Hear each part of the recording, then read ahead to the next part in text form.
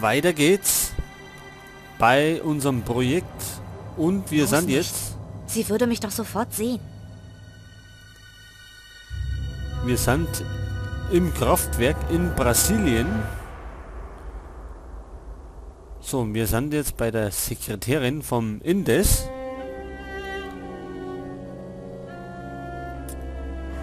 Da geht es direkt in die Höhle des Löwen. In die Höhle des Löwen. Oma soll ja anscheinend sein Büro haben. Können wir da mit der Sekretärin reden? Die Dienerin von Indes. Ich muss aufpassen, dass sie mich nicht sieht. Ach so, die darf uns nicht singen. Bloß nicht. Sie würde mich doch sofort sehen. Die Klimasteuerung. Bloß nicht. Keil, was ist denn das für ein Keil?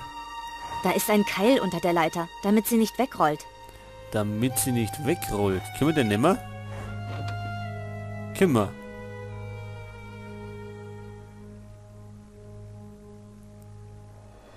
So, und jetzt hat...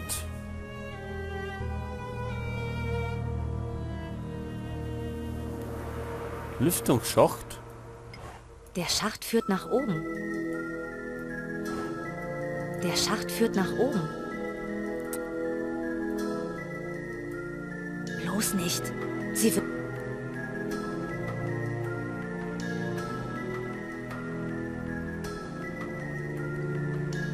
So, da, was haben wir denn eigentlich? Keil haben wir, Messer und unser Funkgerät. Was machen wir mit dem Keil? Besser nicht. Bloß nicht. Das bringt nichts. Bloß nicht. Sie würde mich doch sofort... Oder können wir vielleicht da auf? Können wir sogar.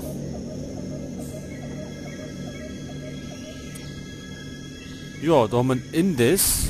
Wie siegessicher er aussieht. Wart's nur ab, Indes. Bald hat deine Stunde geschlagen. Balkontür. Die schauen wir uns mal näher an. Vielleicht können wir die ja blockieren. Die ist angelehnt. Da ist die Alge. Da ist sie. Endlich. Ich sollte nicht näher heran. Nicht solange Indes direkt vor meiner Nase sitzt. Können wir den Keil hinnehmen?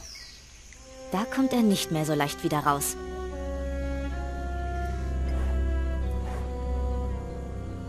Der Schacht führt hinter den Tisch von Miss Buendia. Können wir den hinnehmen?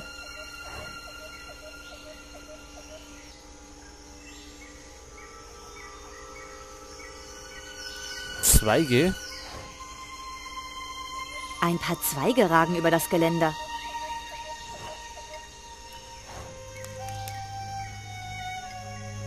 Jetzt haben wir Zweige.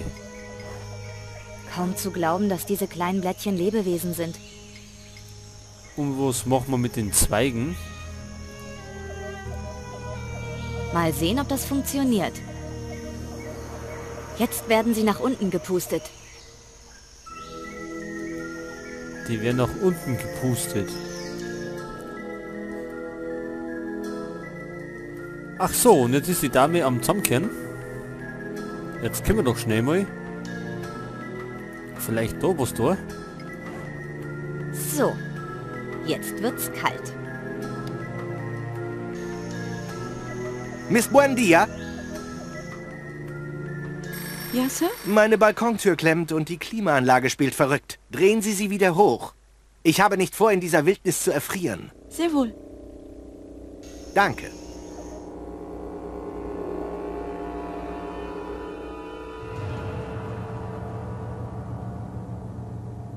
Ach so, und jetzt?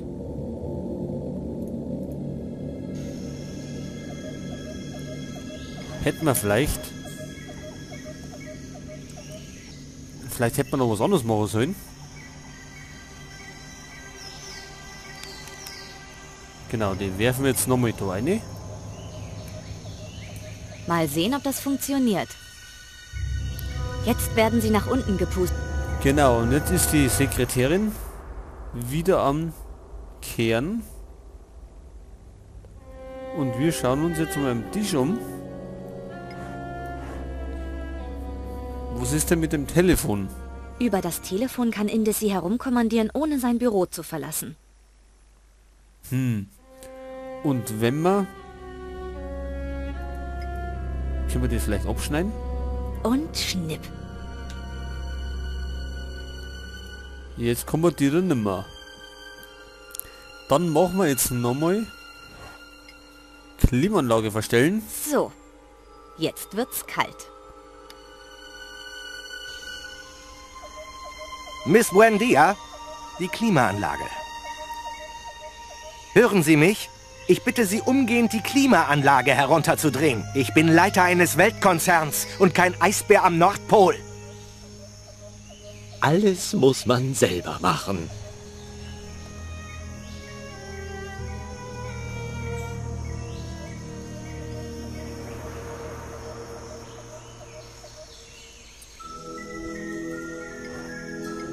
Ach so, jetzt ist der abgefunden. Jetzt kann man doch die Alge klauen. Nehmen. Und dann weg damit. Geschafft.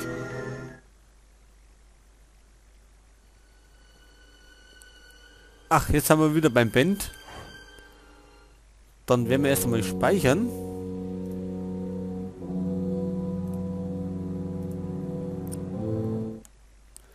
So, dann schauen wir mal, wo es uns mit dem Herrn Svensson bevorsteht. Da haben wir Kisten. Die Kiste ohne Deckel. Eine Kiste ohne Deckel. Ein Kran mit Magnet. Mit Magnet, aber dieser ist Holz.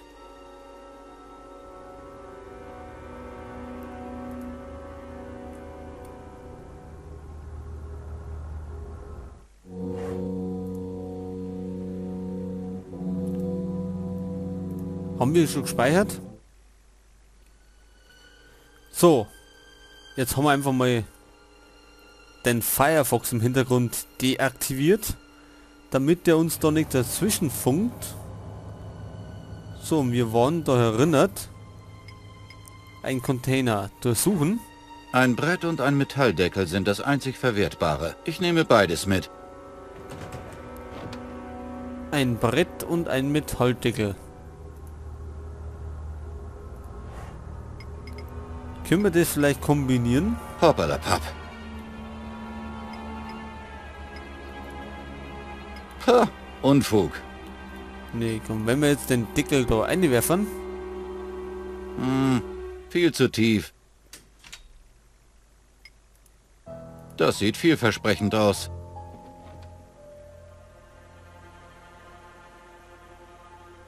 Ja, keine Ahnung, was das jetzt soll, aber vielleicht bringt es ja was. Jetzt kann man zumindest die Kiste heben. Mal schauen, ob es funktioniert. Das Steuerungspult für den Magnetkran.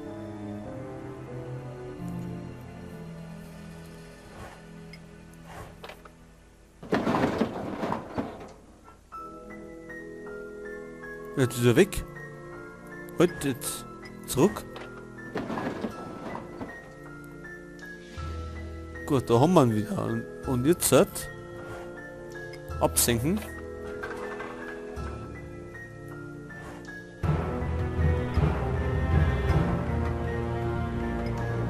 Erst wenn der Kran wieder oben ist. Ach so, dann müssen wir wieder aufheben.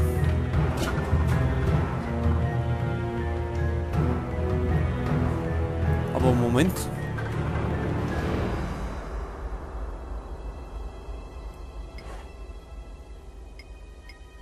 Das Steuerungspult für den Magnetkran.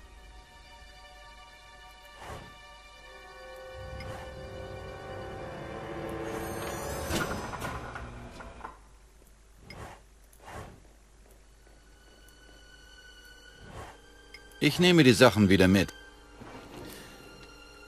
Ach so, das haut noch nicht hin mit dem... Die Kiste ohne Deckel. Wild improvisiert, aber könnte klappen.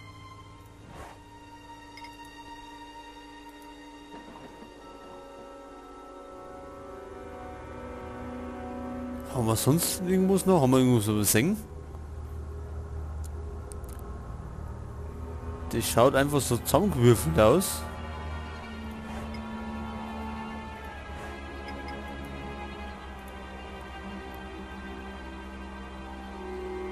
So ein Quark. Ist da hinten irgendwas?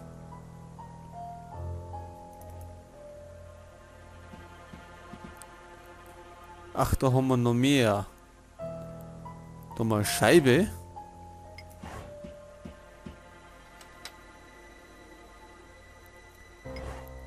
Ein Notschalter. Sieht aus wie ein Notfallschalter zur Deaktivierung des Magnetkrans. Warnung, nur im Notfall benutzen. Sofortige Abschaltung des Magnetkrans. Aber warum sollte man den deaktivieren?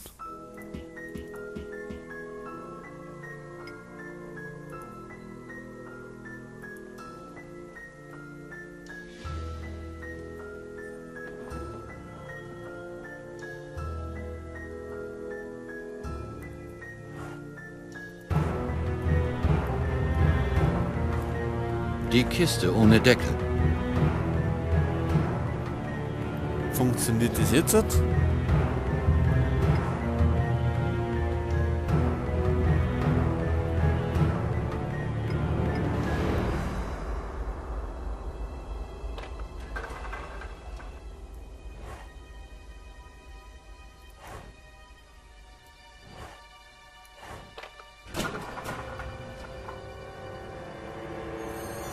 Jetzt haben wir.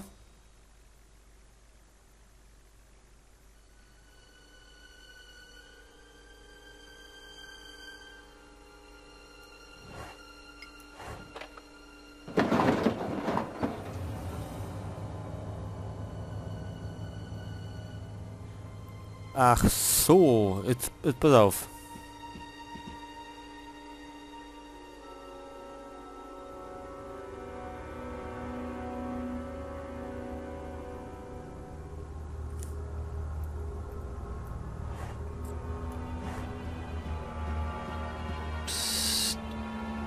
Sind Sie Salvador? Ich bin hier, um Sie zu retten.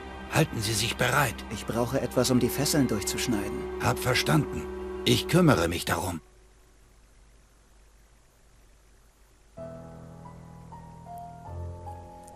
Er braucht was, um die Fesseln durchzuschneiden.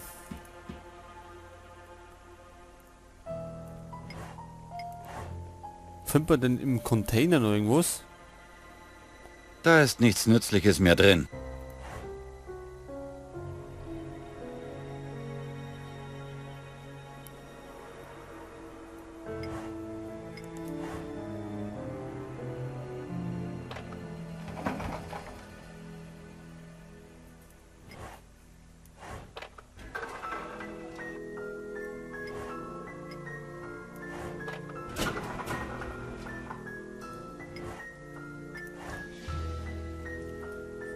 Ich glaube, das haut irgendwie noch nicht hin.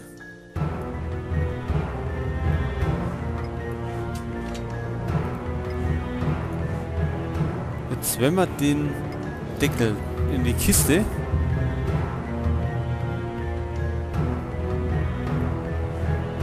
Wild improvisiert.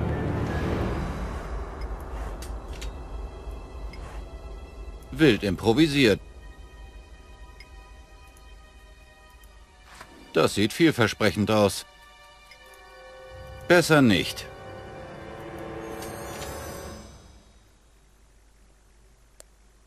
Also es muss schon irgendwie so stimmen. Die Kiste ohne Deckel. Probieren wir das nochmal. Und dann werfen wir das da hinten irgendwie oben.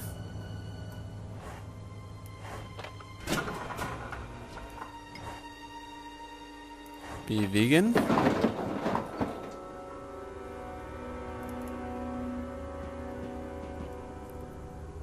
Und jetzt, wenn wir da hindrücken, dann folgt es bestimmt ober.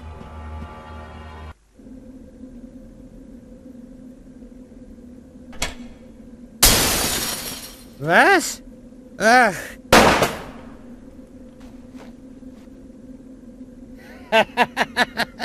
Sie müssen schon besser zielen, wenn Sie mich mit einer Scheibe erschlagen wollen. Ah! Danke. Meine Güte, Sie hätten den Mann doch nicht gleich töten müssen. Bist du hier, um mit mir die Welt zu retten oder um über Moral zu diskutieren? Beides zusammen wird heute nicht gehen.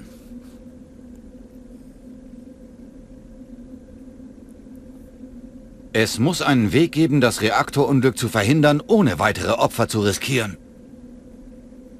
Unglück? Verhindern? Was hat Faye dir erzählt? Ich weiß alles. Das Reaktorunglück, der daraus resultierende Klimagau, eure Zwischenlandung im Jahr 2050. Was? 2050? Der Teil kam von mir. Irgendwas mussten wir doch erzählen. Er wäre sonst nicht mitgekommen. Dieses intrigante Biest. Was? Was ist so lustig? Was geht hier vor? Faye hat dich angelogen, Svensson. Es gab kein Unglück. Ich bin das Unglück. Ich verstehe kein Wort. Dann gab es also gar keine Katastrophe? Die Welt ist heute nicht untergegangen? Was haben wir denn heute? Den 27. März 1982. Ein völlig willkürlicher, austauschbarer Samstag in eurem ach so gemütlichen Leben. Natürlich ist die Welt heute nicht untergegangen. Genauso wenig wie am nächsten Mittwoch, am 8. Juli oder irgendwann in 2011. Es gab eine Katastrophe, ja. Aber kein singuläres Ereignis, das dazu geführt hätte. Keinen Big Bang. Es war ein schleichender Prozess, der über Jahrzehnte andauerte. Und genau das war der Grund, warum ihr nie etwas dagegen unternommen habt.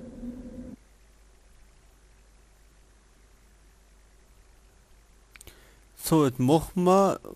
Jetzt ist wieder so ein Sprachrätsel. Machen wir mal das. Was ist mit eurer Zwischenlandung in 2050?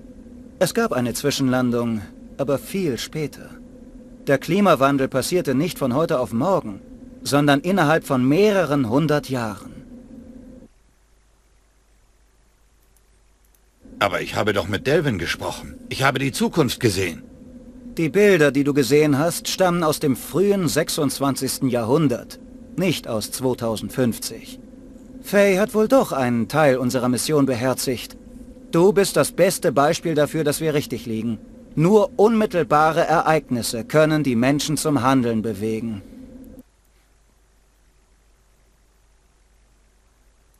War die Zukunft der Alge auch nur eine Lüge? Welche Alge? Meine Blaualge, die Sie in der Zukunft als Energiequelle benutzen. Denk doch mal nach. Wir leben in Bunkern unter der Erde. Was nützt uns Photosynthese, wenn wir keine Sonne haben? Ironischerweise müssen wir mit den Quellen zurechtkommen, die ihr uns vermacht habt. Unser ganzer Strom kommt aus Kernreaktoren. Es gibt also keinen Svensson-Generator? Haha, nein. Jedenfalls nicht, bevor mein Werk hier vollendet ist. Faye würde mich nie belügen. Und doch hat sie es getan. Schließlich hat wohl auch sie erkannt, dass die Welt nicht durch Idealismus und gute Vorsätze zu retten ist.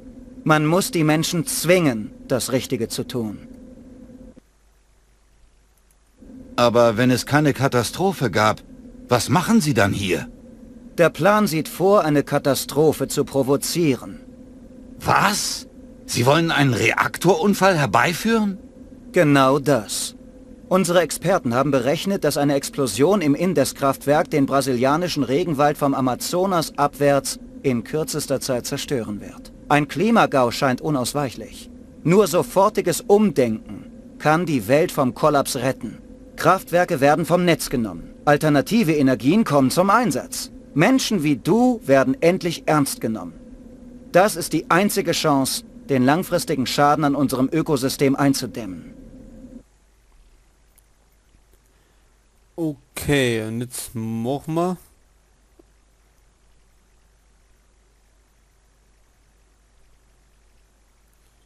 Nehmen wir vielleicht einmal das. Ich habe immer noch nicht verstanden, was Sie damit erreichen wollen.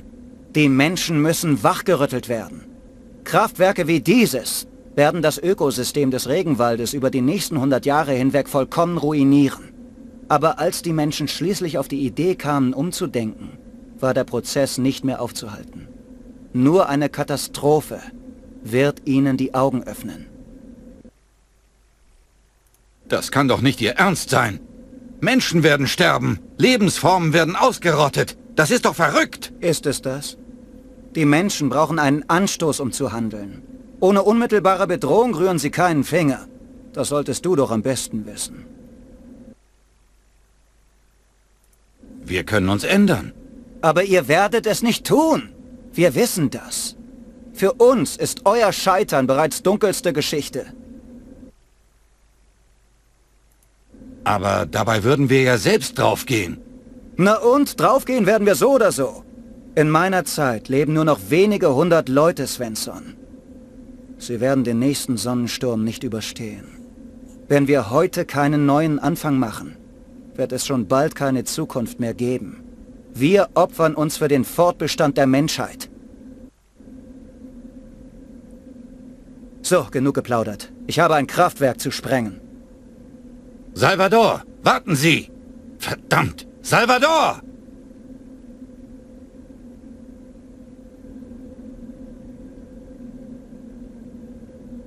Es tut mir leid, Bent. Wenn Duwe gestorben wäre, du hättest dich auch nicht in Rauch aufgelöst, richtig? Nein, ich wäre immer noch hier. Verschwindet von hier. Alle drei. Ich werde Salvador aufhalten. Ich muss nicht auf dich hören. Ich komme mit. Reicht es nicht, wenn ein Idiot heute stirbt? Oder willst du dich wirklich für eine Menschheit aufopfern, die dich nichts als enttäuscht hat? Bent, du hast mich nicht enttäuscht. Dann aber keine Lügen mehr. Kein Quatsch über meine Forschung. Und kein Ich werde mich in Rauch auflösen. Kein Rauch. Versprochen. Und jetzt los.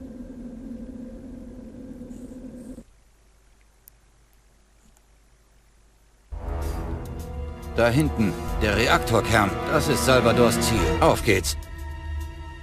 Der Reaktorkern. Achso, die rennen jetzt... Hallo, sind die? Das ist gut.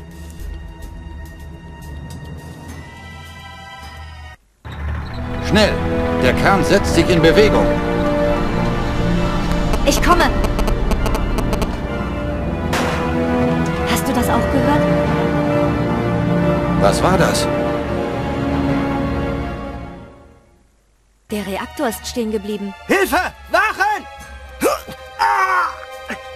Schickt endlich einen Trupp zum Kern! Verdammt, hört mich denn keiner? So, da sind wir. Was ist hier passiert? Euer Weltuntergangstraum wird wahr.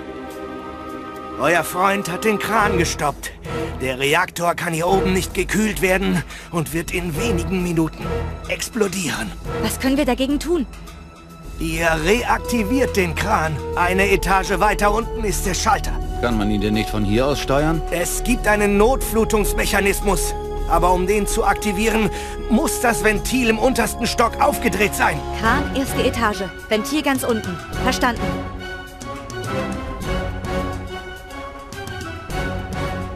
Du kümmerst dich um Indis. Ich aktiviere den Kran. Wie naiv sie ist. Dieser Soziopath wird sie ohne Skrupel abknallen. Ruhe da unten. Sie wird das schon hinbekommen. Okay, wir sind wieder die Fee und müssen irgendwie da oben.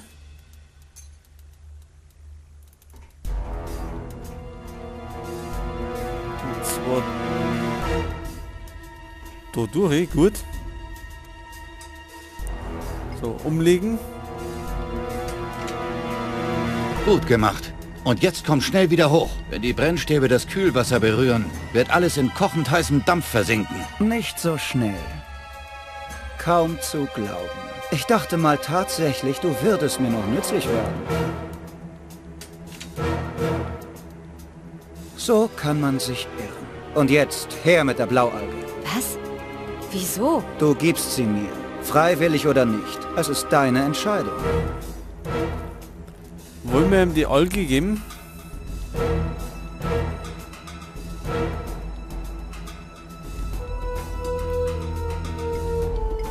Ja, also es bleibt uns endlich übrig, ja, der Knorre, der Salvador. So, jetzt können wir verhandeln. Wenn mein Plan erfolgreich ist, was er sein wird, dann explodiert dieses Kraftwerk. Und die Welt wird panisch nach alternativen Energiequellen suchen, damit so ein Unglück nie wieder passieren kann. Genau aus dem Grund brauche ich Bent Svensson und die Alge. Hast du mich gehört, Svensson? Ohne einen Super-GAU wird die Welt niemals auf dich hören. Ich gebe euch Zeit zu entkommen. Und dafür lasst ihr mich meinen Plan zu Ende bringen. Bent!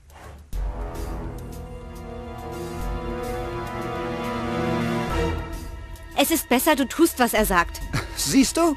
Sogar Faye ist zur Vernunft gekommen. Ich habe es gehört, aber ich werde da nicht mitspielen. Wenn dich ihre Meinung nicht interessiert, kann ich sie ja erschießen. Was? Ihr habt richtig gehört. Entweder wir können uns einigen oder Faye stirbt. Mein Gott. Ich warte.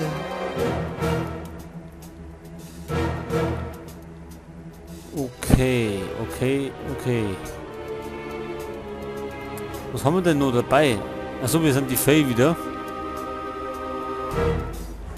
Wirf doch mal das Messer. Ich verspreche dir, sobald deine Hand das Messer berührt, bist du tot. Also schön bleiben lassen. Hey!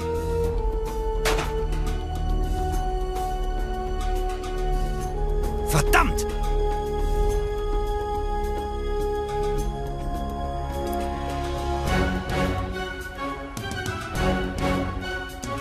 Ja, wir sind jetzt da unten und rennen mal das Ding auf. Ich habe das Ventil aufgedreht. Du kannst jetzt die Notflutung aktivieren. Das wird er nicht machen. Die liebe Faye würde ja sonst ertrinken. Und jetzt lass mich rein. Ich habe die Alge und ich bin immer noch bereit zu Verhandlungen. Bereit für Verhandlungen. Wir sind das aber nicht.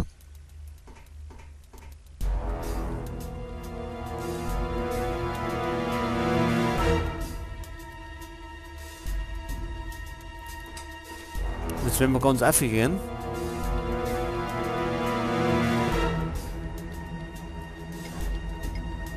Dann können wir nicht weiter. Nehmen wir mal einen Kran.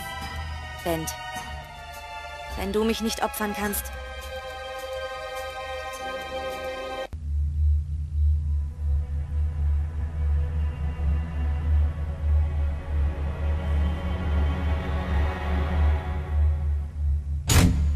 Halt!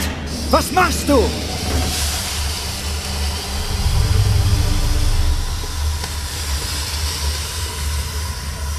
Dampf, kein Rauch.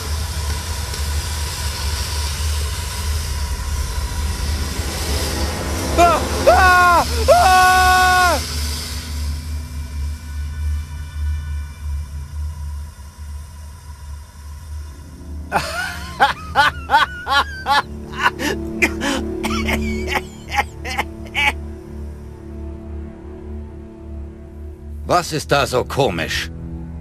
Ihre Freunde sind gerade verbrüht. Und wissen Sie wofür? Für nichts. Nichts hat sich geändert. Mein Kraftwerk steht wie eine Eins. Ich lebe und Sie glauben doch wohl nicht im Ernst, dass ich Sie einfach so mit der Alge davon spazieren lasse. Doch, das werden Sie. Guten Abend, Dr. Svensson. Mein Name ist Miranda Barbares. Ich denke, ich muss mich nicht weiter vorstellen. Ich befand mich gerade auf der Dinnerparty meines Mannes, als mich ein Notruf aus Brasilien erreichte. Ein Notruf von Ihrem Sohn aus der Kommandozentrale von Emilio Indes. Er brabbelte unverständliches Zeug über Zeitreisen und verband mich dann weiter. Was in Gottes Namen ist da los bei Ihnen? Was los ist? Ich sage Ihnen, was los ist. Eine Katastrophe ist los. 2 Menschen sind gerade gestorben, weil wir es nicht schaffen, uns zu ändern. Beruhigen Sie sich doch. Ich verspreche Ihnen, wir werden den Vorfall untersuchen. Kommen Sie umgehend nach Oslo und bringen Sie die Alge mit. Alles Weitere klären wir dann.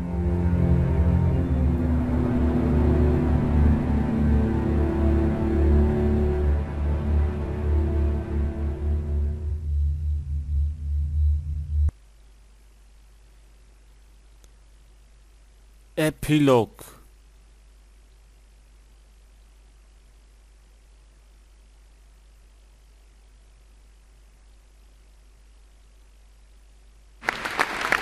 Guten Abend, meine Damen und Herren. Wirbelstürme, Waldbrände, schmelzende Polkappen und wachsende Wüsten. Der Klimawandel soll unseren Planeten unbewohnbar machen. Aber das bereits in 2050? Ich begrüße heute bei mir im Studio den Autor des Romans Der Phönixplan. Er ist Doktor der Physik, EU-Sonderbeauftragter und Botschafter für eine bessere Welt. Herzlich willkommen, Dr. Leif Oggersund. Guten Abend, Tom. Leif, am Ende Ihres Romans kommt es zu einer furchtbaren Katastrophe. Gonzalo, einem militanten Ökoaktivisten aus der Zukunft, gelingt es, einen nuklearen Supergau auszulösen und dabei ganz Südamerika zu vernichten. Nur so, behauptet er, ließe sich die Welt am Ende retten.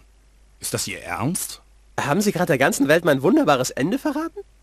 Es ist ein sehr zynisches Ende. Das ist es.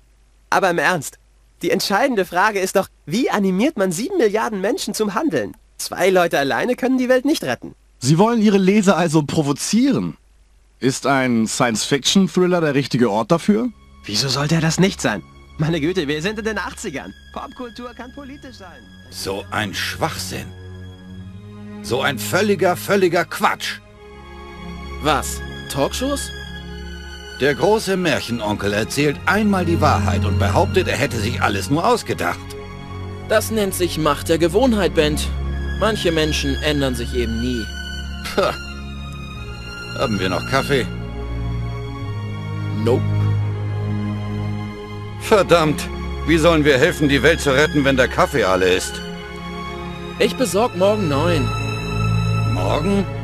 Morgen. In ein paar 100 Jahren brennt Sydney, bebt Moskau und ertrinkt London. Wir haben keine Zeit zum Trödeln.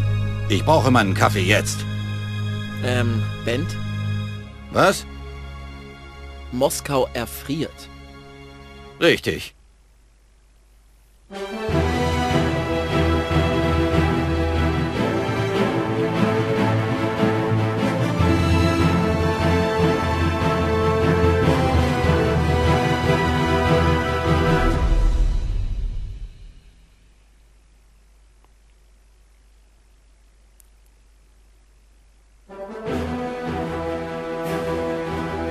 Tja, Leute.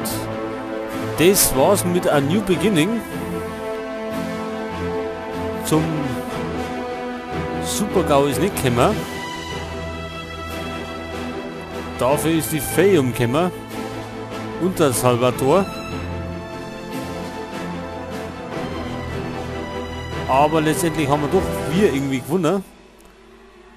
Und damit war's das mit dem Projekt